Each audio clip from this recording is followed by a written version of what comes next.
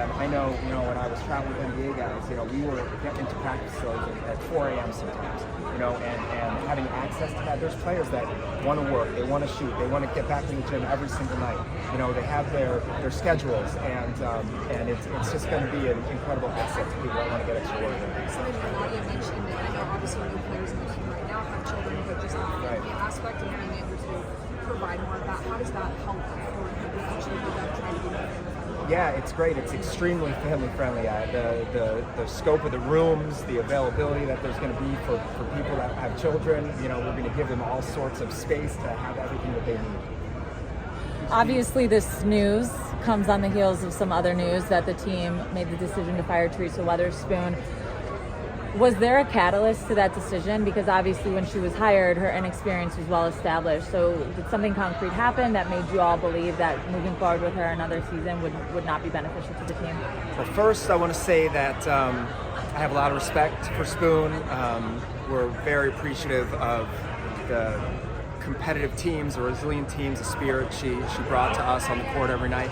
And look, as an organization, we just felt it was time to make a change.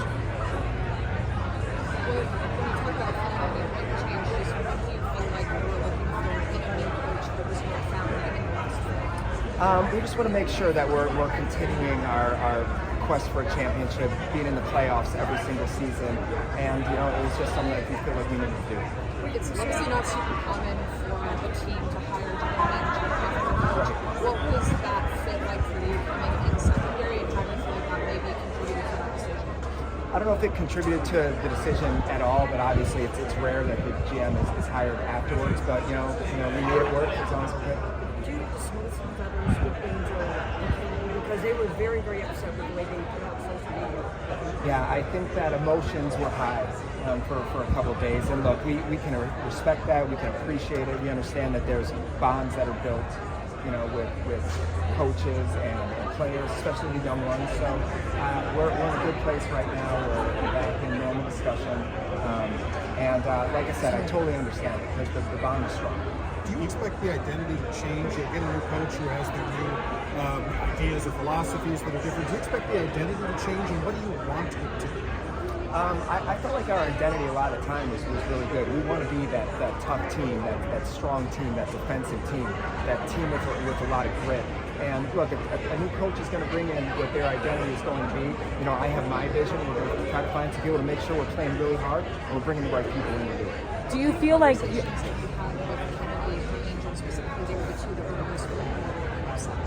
Yeah, they were vocal, and it's understandable, and like I said, I really respect their feelings for Spoon.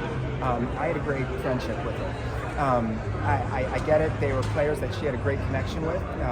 She cared about them a lot, they cared about her a lot, so yeah, it's everything has calmed down quite a bit, but I understand it, and emotions are a part of this thing when you have real friendships. So right now is the franchise's relationship with Angel in a good spot? Franchise relationship with Angel is in a good spot.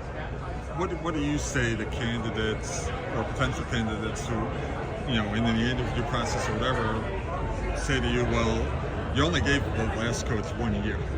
Yeah, it's a good question, and we felt that it was time to make a change.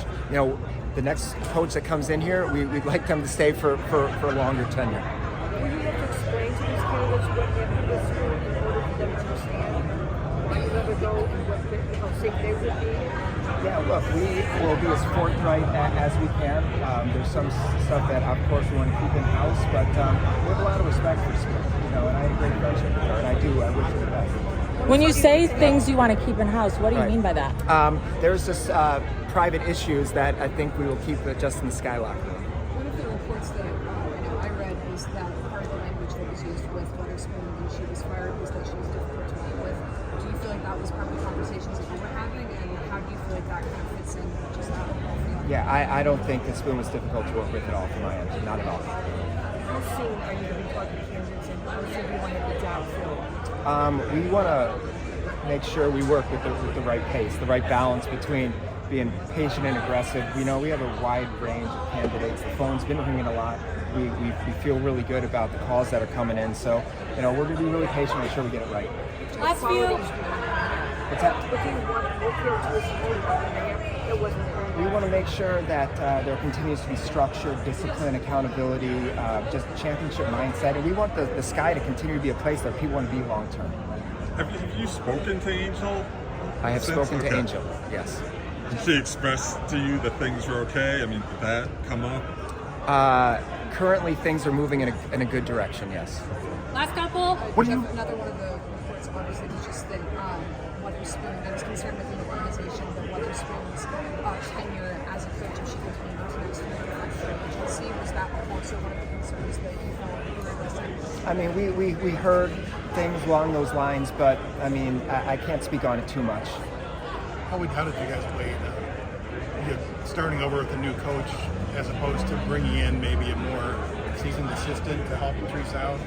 Yeah, look, I mean, the having seasoned assistants is very valuable. The relationships they can build with players is very valuable. You know, we're looking for a coach that, you know, we can keep here for a very long time. So curious about the building. Is there going to be like on your practice courts? Is it going to be open for like youth basketball on the weekends if there's an event here? I or think is this the other strictly side for will you be guys? used, you know, for the more rec stuff, the tournaments, that side, the AU stuff, and then volleyball and all that stuff will be used just for the side.